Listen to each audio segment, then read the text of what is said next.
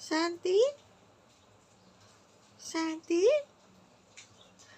Ganyan din ba yung mga aso nyo, guys? Tulog ng tulog.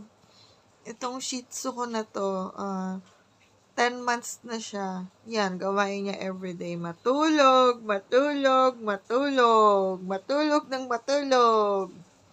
Tapos, guys, tanong ko lang, yung mga Shiba na alaga ninyo, sa morning tulog tapos sa gabi hyper. Grabe yung pagka-hyper neto pag gabi.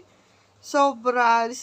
Ayaw niyang magpatulog. Talagang umiiyak para lang siya makipaglaro. Kaya ayan, tinan nyo, pagod na pagod. Antok na antok. Ayaw magpakulit. Sorry! Galit yarn? Galit ikaw? Galit ka, mami? Ha?